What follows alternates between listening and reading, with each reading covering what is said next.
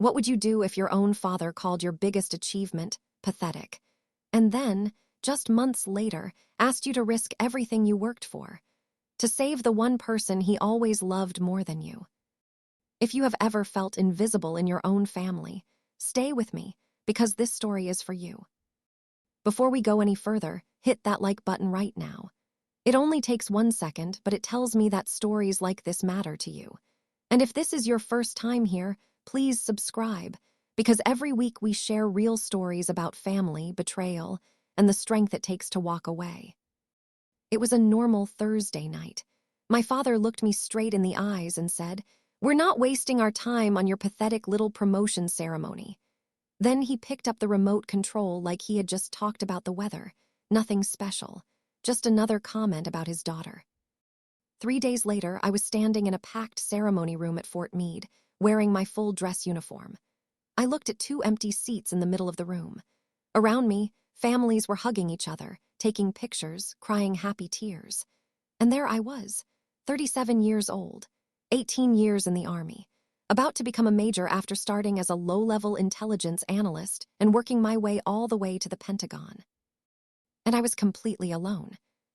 Well, almost alone. My neighbor Hank had come. He was 72 years old, a retired Army master sergeant. He walked with a cane and complained about his knees every time it rained, which in Maryland felt like every other day. He sat in the back of the room holding a cup of coffee. When I walked in, he gave me a small nod. That tiny nod almost broke me more than the empty chairs did, because at least somebody had shown up for me. I kept looking at the door, hoping, like a fool, that my parents would walk in late and wave from the back like nothing happened. But they never came. Of course they didn't.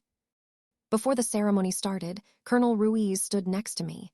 "You good, Callahan?" he asked quietly. "Absolutely, sir," I said. That's the Army answer. It doesn't matter if your whole world is falling apart. You always say absolutely. He looked at me for a moment longer than usual. Then he said softly, "You earned this rank." That one simple sentence almost made me cry right there. Because in my house, growing up, nothing I ever did was good enough. My younger brother, Danny, once bought a used boat, and my parents called him a genius businessman. I spent 12 months in Afghanistan, and all my father said was, "Well, at least you weren't infantry." Danny opened a car detailing business that failed within a year, and they said he was entrepreneurial. I finished officer training while working night shifts and recovering from an injury, and all I got was, "You always were stubborn." Nothing I did ever counted, not really. The ceremony continued. One by one, names were called. Families clapped. One grandmother brought flowers bigger than the soldier receiving them. Then my name was called. Captain Aaron Callahan, soon to be Major. I walked forward, my legs moving on their own, like my body remembered how to do this even though my heart was breaking. And there they were again. Those 2 empty chairs in the middle row, a perfect view of the stage. Empty. For a second, my mind went back 20 years to my high school graduation. My dad complained that the chairs hurt his back. My mom spent most of the time talking about Danny's baseball game the next weekend. 20 years and nothing had changed. Colonel Ruiz pinned the gold oak leaves onto my uniform. "You make the Army proud," he said. People clapped. Hank whistled loudly from the back row. I smiled because that's what you do when people are watching you. But inside, I felt tired. Not angry anymore, just tired, past angry. Have you ever been hurt so many times by the same people that the pain stops feeling sharp and just turns dull? That's exactly how it felt, like emotional arthritis. After the ceremony, families gathered outside near the flags, taking photos, hugging, laughing. Someone even popped a bottle of champagne in the parking lot, which probably broke 6 different military rules. I stood there holding a small cardboard box with my old captain rank inside. Hank walked over slowly. "Your folks really not come?" he asked. I shook my head. "Hell with them," he muttered. Then he handed me a folded napkin, because apparently I had started crying without even noticing. "Sorry," I said. "Don't apologize for having normal human emotions," he grumbled. Very Hank. A young lieutenant walked past with his wife and little daughter. The little girl saluted me with sticky fingers covered in frosting. I saluted back, and for a second, I almost smiled for real. Then I got into my car and sat in the parking garage for almost 40 minutes. I didn't turn on the engine. I just sat there. My knees ached, like they always did after. Standing too long. Years of carrying heavy gear, deployments, training. I looked down at the new gold insignia in my hand. Major Aaron Callahan. 19-year-old me would have cried with joy hearing those words. Back then, I joined the army mostly to escape my hometown before I felt like I would suffocate there. I remembered sitting in the recruiter's office, fluorescent lights buzzing, posters taped crookedly on the wall. When the recruiter asked why I wanted to join, I almost said, "Because nobody at home looks at me like I matter." Instead, I just said, "I need a challenge." Sitting in that parking garage, I opened my phone and looked at my mother's contact. My thumb hovered over it for a long time. Then my hand started shaking, just a little, just enough to annoy me. And then something became very clear to me. I had spent my whole life waiting for people who had already decided who I was years ago. To them, I was never the successful one. I was the difficult daughter who joined the army instead of staying close to home and making everyone's life easier. I pressed delete. My mother's number disappeared from my screen. And in that quiet garage, under those buzzing lights, I whispered something I didn't even know I needed to hear. I guess this one was just for me. Now, before I continue, I want to ask you something. If you have ever felt like your family only noticed you when it benefited them somehow, drop a comment below and tell me. You are not alone, and a lot of people watching this are nodding right now. Also, don't forget to subscribe, because this story gets a lot more intense from here. 6 weeks later, everything changed. A photo from a Pentagon press briefing showed up in the Washington Post. I wasn't even the main focus of the picture. A senior official was speaking about cybersecurity, and I was just standing off to the side in my uniform, holding some documents with 2 security officers nearby. That was it. One small photo. But back home in Akron, Ohio, it might as well have been a photo of me walking on the moon. Old church friends suddenly started calling my parents. Neighbors who had ignored me for years suddenly remembered who I was. People started sharing the article online like it was big news. Then, almost 2 weeks after the photo came out, my phone rang late one Tuesday night. It was an unknown number from Akron. I answered anyway. My mother's voice came through, warm as honey. "Honey, why didn't you tell us you were doing something this important?" I should have hung up right then. That's the truth. It wasn't because I hated her. It would have been easier if I did. Hate is simple. What I felt was much messier than that. It sounds silly, but even at 37 years old, part of me still wanted my mother to sound proud of me without there being some hidden reason behind it. Instead, she said, the ladies at church wouldn't stop talking about that newspaper photo. There it was, not "how are you," not "congratulations," not even "we're sorry we missed your ceremony," straight to how other people reacted. I leaned against my kitchen counter and looked out the window. Rain was falling outside. A man was walking his dog through the drizzle, holding a grocery bag over his head. "Mom," I said carefully, "it was just a press briefing." "Well, apparently it wasn't just a press briefing," she laughed softly. "Your father's been showing everyone that article." That almost made me choke. My father, the same man who called my promotion pathetic, was now showing off my photo like I was a hometown hero. I closed my eyes. "You there?" she asked. "Yeah," I said quietly. Her tone shifted into that fake casual voice I knew so well. "We'd really love for you to come home for a few days. Your father misses you." No, he didn't, but I let her keep talking. She mentioned church friends, neighbors, Danny's kids asking about Aunt Erin from the newspaper.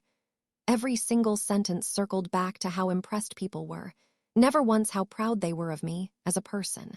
There's a big difference between those two things. People who have lived a little understand that difference very well. By the time we hung up, my stomach hurt. I poured myself some cold, stale coffee and stood there in my socks, staring at the same Pentagon photo on my laptop screen. It really wasn't anything special. Me in uniform, some security guards, some papers in my hand. But in Akron, perception was everything, especially in those old neighborhoods where everyone quietly kept score of everyone else's life, who got divorced, who drank too much, who lost their money, whose kids moved away and never came back. And suddenly, I had become useful. That thought sat heavy in my chest for days. A few days later, my brother Danny texted me for the first time in almost 8 months. "Hey sis, proud of you. Need to ask a small favor when you come home." I stared at that message until my phone's screen went dark. Then another text came. "In." Nothing major, just business advice. I laughed out loud, not happy laughter. The kind of laughter you make when you realize something ugly is about to happen right in front of you. Danny never contacted me unless he needed something. Growing up, he had this strange ability to fail at everything and still land on his feet. His business collapsed, bad economy. His marriage ended. She was crazy. Meanwhile, if I got a B+ on a test instead of an A, my mother acted like I had committed a crime. I put my phone down and tried to ignore the feeling crawling in my stomach. But 2 days later, things got so much worse. I was walking out of a secure meeting at the Pentagon when my work phone buzzed. An unknown internal number. Major Callahan. "Ma'am, this is Special Counsel Warren from Pentagon Legal Affairs. Do you have a moment?" That sentence alone can ruin someone's entire week. I stepped into an empty hallway. "Yes, sir." There was a pause. Then he said, "Your name has come up during an ongoing federal investigation involving Callahan Marine Supply and Logistics out of Ohio." My blood went cold. Danny, of course. "What kind of investigation?" I asked.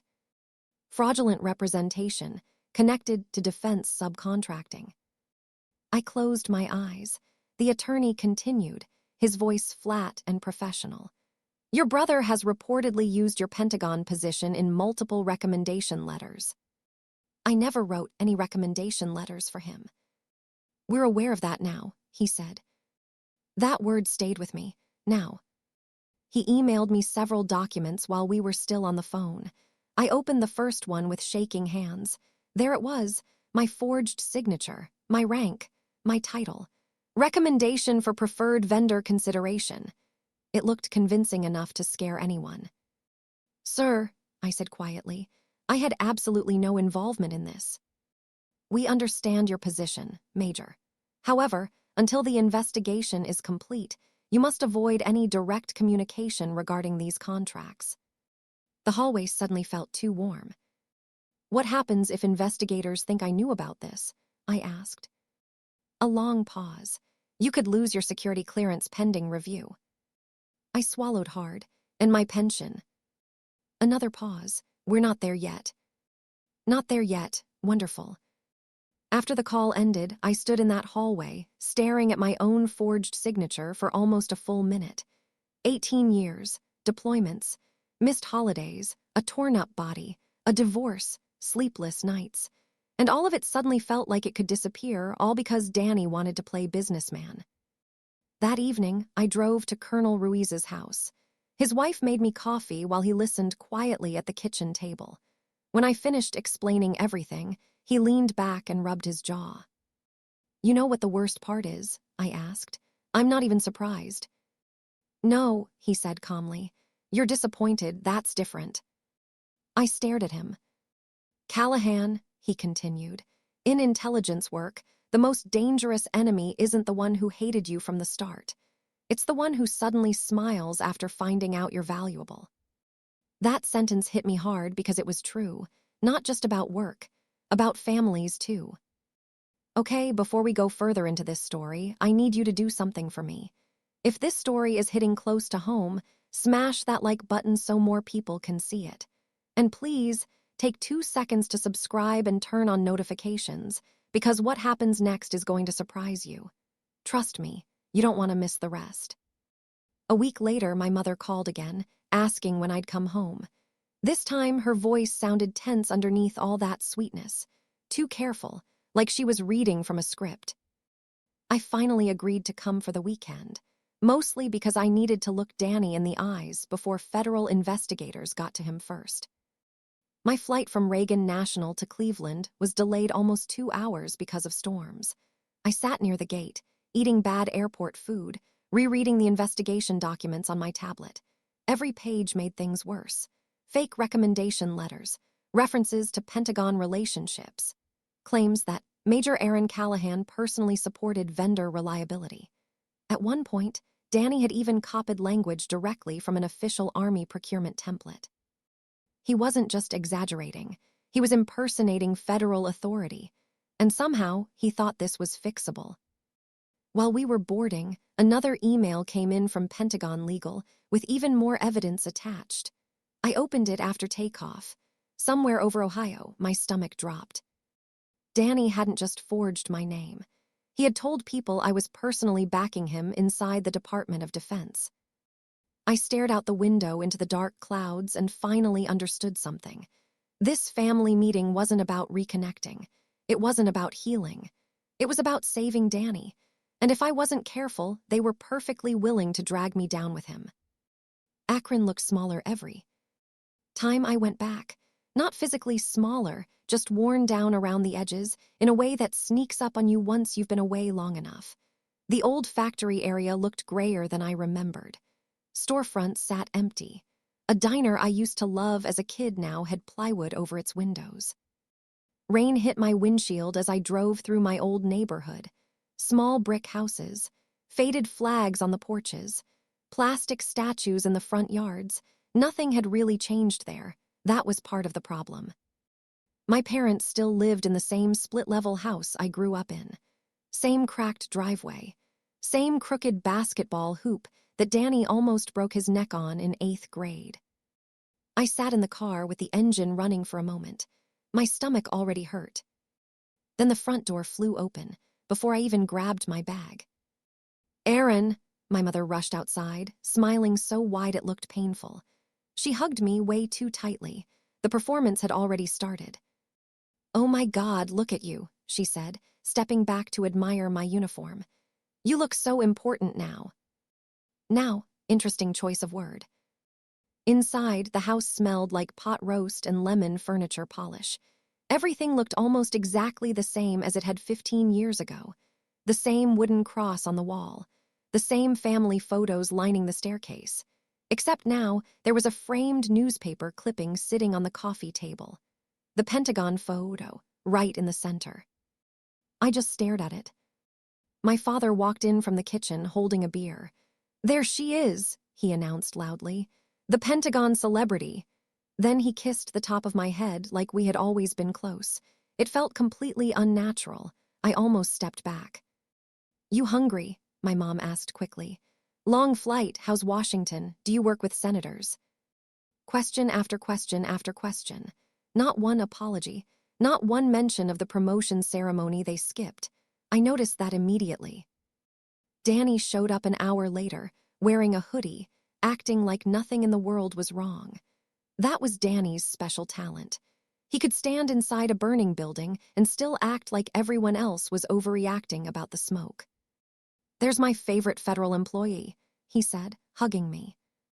"You only have one federal employee sibling." Exactly. He smelled faintly of whiskey and expensive cologne, trying too hard to cover up cigarette smoke. We sat around the kitchen island while Mom brought out food nobody really touched. Danny kept steering the conversation toward business. Contracts, suppliers, delays. Finally, he leaned closer. "So, hypothetically," he said casually, "if somebody exaggerated a professional connection on some paperwork." I looked at him flatly. "Hypothetically." "Come on, Aaron." "No, you come on." The room went quiet. Danny sighed dramatically and rubbed his forehead.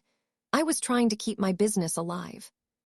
"You forged Pentagon documents." I borrowed credibility. I actually laughed at that, not because it was funny, because hearing a 42-year-old man describe federal fraud like it was just a creative resume choice was insane. My dad jumped in immediately. "Now hold on, nobody's saying Danny's perfect." "Really? Because that would be a refreshing change." His expression hardened instantly. There it was, the old family pattern clicking back into place like muscle memory. Danny screws up. Aaron becomes the problem for noticing. My mother stepped in emotionally before anyone could raise their voice. "We're all tired," she said softly. "Let's not do this tonight." That first evening dragged on forever. At one point, neighbors from 2 houses down randomly stopped by after hearing I was home. Randomly, sure. My dad practically puffed his chest out, introducing me. "This is my daughter, Aaron. She works with the president." I've never met the president, Dad. Well, you know what I mean. No, I didn't. The neighbor asked what branch I served in. Before I could answer, my dad proudly said, "She's basically CIA, Army, or something." I stared at him. "Military intelligence," I corrected quietly. "Right, government spy stuff." 18 years. He still didn't know what I actually did. Not really. That hurt more than I expected. Later that night, after everyone had gone to bed, I stood alone in the upstairs bathroom, staring at myself in the mirror. The overhead light was too bright. I looked tired. Not old, exactly. Just worn down in places that life had pressed too hard on. I turned on the sink faucet to cover the sound, and then I started crying. My knees throbbed from the flight.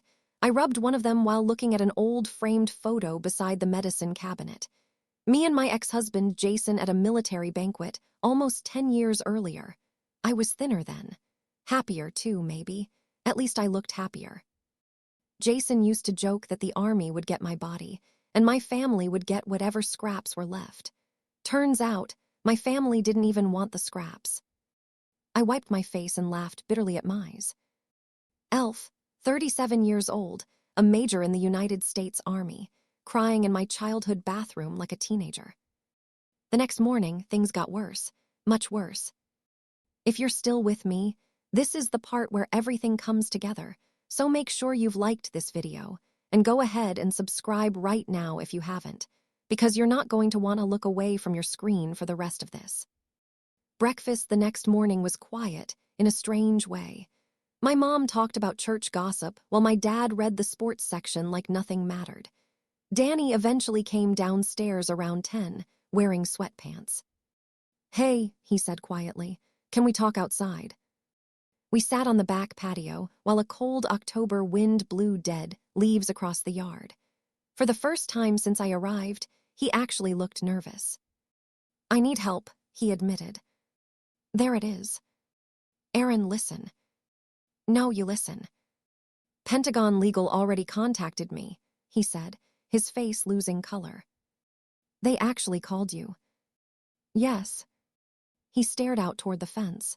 "I never meant for it to get this big." "You forged federal documents." "I was desperate." "You used my name." "Because people respect you." That sentence made me unexpectedly angry. Not because it was false. Because nobody in this family respected me until other people started doing it first. He leaned forward. "If this collapses, I lose everything." "You should have thought about that earlier." "My kids could lose the house." There it was, the emotional hostage tactic. When guilt doesn't work, families bring in the children. I stood up before I said something I would regret. That afternoon, I overheard my parents talking downstairs while I carried laundry past the basement stairs. My dad's voice floated up. "Tell her to sign whatever Danny needs." My mom answered nervously. "What if she refuses?" My dad snorted. "What else does she have? She's divorced, no kids, money sitting in the bank doing nothing." I froze. Then he added the sentence that changed everything. "And if she won't help, family will make sure people know she turned her back on us." Something inside me went completely still after that. Not rage, not heartbreak, clarity. That night, lying awake in my old bedroom, listening to the furnace turn on and off, I finally understood. They weren't asking me to save Danny. They were asking me to sacrifice myself for Danny, the way I always had. Only this time, the cost could destroy my entire life. The next morning, before anyone else woke up, I sat in my rental car outside a coffee shop near the highway, and made a phone call. Defense Criminal Investigative Service, the woman answered. I took a slow breath. This is Major Aaron Callahan, I said. I'm ready to cooperate fully. Sunday dinner at Danny's house started at 4 in the afternoon and already smelled like beer by 3:30. Pretty standard for my brother. His place sat on a cul-de-sac in one of those newer subdivisions built right before everything crashed. Vinyl siding, oversized pickup trucks, plastic Halloween skeletons still sitting on porches 2 weeks after Halloween because nobody bothered taking them down. I parked half a block away and sat in the car for a minute, watching people walk and carrying casseroles and folding chairs. A family gathering, my mother called it, but everyone knew what it really was. A performance. Danny wanted witnesses, human shields. If enough relatives packed the room, maybe nobody would ask hard questions. I checked my watch. 4:07 p.m. Then I stepped out of the car, wearing my full army dress uniform. The cold air hit my face immediately. Funny thing about military uniforms. People react to them before you even speak. Some straighten up automatically, some get uncomfortable, and some suddenly start seeing you as valuable. When I walked up the driveway carrying a folder under my arm, the conversations near the garage actually slowed down. My cousin Linda blinked twice. Jesus, Aaron, she said. You look official. Apparently, that's my personality now. A few people laughed nervously. Inside, Danny's house looked like every Midwest family gathering rolled into one. A football game on TV, trays of baked ziti, folding tables, beer bottles everywhere, someone arguing about politics in the kitchen. My mother rushed over immediately. Oh, honey, everyone's so excited you came. She kissed my cheek and whispered, please keep things calm today. Interesting choice of words. Keep things calm, as if I was the dangerous one. My dad stood near the fireplace, holding court with a few older men from church. The moment he spotted me, his face lit up. There she is, he announced loudly. My Pentagon daughter. I almost flinched, not because it hurt anymore, because it sounded so fake. He wrapped an arm around my shoulder and started introducing me around like I was some kind of trophy. This is Major Aaron Callahan, Cyber Operations. He said it proudly. He had learned that phrase recently. Apparently. One of the older men nodded respectfully. Well, thank you for your service, Major. That part still got me. Strangers respected my service more than my own family ever did. Danny appeared, carrying a beer, grinning too widely. There's my sister, he said loudly. Probably the smartest person in the entire Department of Defense. That's definitely not true.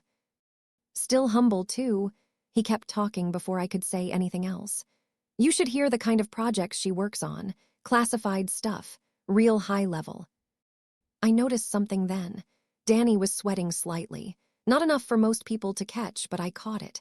Underneath all that charm and performance, he was scared. Good. Dinner dragged on for over an hour. The TV stayed loud. Kids ran through the hallway. People passed around mashed potatoes while pretending everything was normal. Meanwhile, Danny kept casually mentioning future business opportunities. Once this next contract closes, we'll finally be in good shape. Or, government work takes patience, but the connections matter. Connections. He kept glancing at me every time he said that word, trying to silently pressure me into playing along. At one point, my mother leaned close and whispered, maybe after dinner, you and Danny can figure things out privately. I looked at her. You mean cover for him privately? Her smile disappeared instantly. Across the table, my dad suddenly raised his beer bottle. I just want to say something, he announced. Everyone looked over. I know families go through rough patches sometimes, he said, but seeing Aaron in that newspaper, he shook his head, looking proud, made me realize how blessed we are. There were murmurs of agreement around the room, and something inside me finally broke loose, not emotionally, strategically, because suddenly I understood the entire game. They didn't want truth. They wanted comfort restored. They wanted Danny protected, their reputation protected, their little picture of themselves protected, and they expected me to help maintain it. I set my fork down carefully. Actually, I said calmly, there's something everyone should probably hear. The room quieted almost immediately. Danny's face tightened. I stood up slowly. 18 years in the Army teaches you how to control your breathing under pressure. Very useful skill. 3 weeks ago, I said evenly, I contacted the Defense Criminal Investigative Service myself regarding fraudulent documents connected to Danny's company. Complete silence. You could hear the football game playing from the other room. Danny laughed nervously. Okay, hold on. I opened the folder and placed several printed documents on the table. Forged recommendation letters, my fake signature, Pentagon references. I watched relatives lean forward to read them. My mother's face drained white. My dad stared at the papers like they were written in another language. Danny finally snapped. You went behind my back. You forged federal documents. I was trying to survive. You dragged my name into a federal investigation. You're my sister. There it was again, that word. Sister. Funny how family only mattered when they needed something. Danny stood up so fast his chair tipped backward. You think you're better than everybody now because you wear that uniform. Then why are you doing this? My voice stayed calm. Because if I raised it, everyone would focus on my anger instead of his actions. I'm doing this, I said, because I spent 18 years protecting my career while this family treated it like a joke. My dad slammed his hand on the table. Enough. I turned toward him slowly. No, Dad, you had enough opportunities. My mother started crying. Real tears, too. That part almost got to me. Almost. Then the doorbell rang. Nobody moved. Danny looked terrified now. The bell rang again. I spoke without looking away from him. I asked them to come tonight. My mom gasped softly. Danny whispered, "Oh my God." My dad stared at me like he suddenly didn't recognize his own daughter. I walked to the front door and opened it. 2 DCIS investigators stood outside, along with an IRS agent in a dark coat. Professional. Calm. No dramatic raid jackets, no television nonsense, just paperwork and consequences. One investigator nodded politely. Major Callahan, thank you for coming. Behind me, the entire house had gone silent. The older relatives looked stunned. Kids peeked nervously from the hallway. Danny looked like he might throw up. The lead investigator stepped inside carefully. Mr. Daniel Callahan. Danny didn't answer. My father finally exploded. You embarrassed this family. The words echoed through the room. For a second, nobody breathed. Then I looked at him calmly and said the truest thing I had said all weekend. No, Dad, I said, my voice tired more than angry. I just brought this family the one thing nobody here ever wanted to give me. He stared at me, confused. The trut. H. Nobody spoke after that. Not Danny, not my mom, not even my father. And standing there in my dress uniform, while federal investigators quietly began their work behind me, I realized something strange. I didn't feel victorious. I felt free. We're getting close to the end of this story, and trust me, the ending is something you won't forget. So if you've made it this far, do me a quick favor. Tap that like button, hit subscribe, and share this video with someone who needs to hear it today. Now, let's finish this. I left Akron before sunrise the next morning. I didn't say goodbye. I didn't leave a note. I just loaded my bag into the rental car while a cold November wind pushed dead leaves across my parents' driveway. The neighborhood was still dark, except for one porch light across the street and the glowing red sign from the church a few blocks away. For a second, I sat there with my hands on the steering wheel, staring at my childhood home. The house looked smaller now, older, tired. Honestly, so did my parents. That's the part nobody warns you about when you spend years angry at your family. One day, you look up and realize they got old while you were busy surviving them. The kitchen light flicked on upstairs, probably my mother. I almost went back inside, almost. Then my phone buzzed. a message from the lead investigator. "Thank you again for your cooperation, Major Callahan." That settled it. I started the engine and drove away. The sun was barely coming up over the highway when I stopped at a rest area for coffee. My knees ached from the long drive already. Rain was moving in again, the kind of gray morning that feels like it will never end. I stood near the vending machines, drinking terrible coffee from a paper cup, and suddenly realized something strange. My chest didn't feel tight anymore. For weeks, I had carried this pressure inside me. Fear, guilt, anger, all tangled together. Now there was just exhaustion, clean exhaustion, like finishing a long, hard shift and finally being able to rest. The fallout came slowly after that. Federal cases take time. Danny called me 17 times over the next month. I never answered. Some voicemails were furious. Some were crying. A few tried guilt. "Mom's a wreck." The kids keep asking questions. "You destroyed everything over paperwork." That last one almost made me laugh.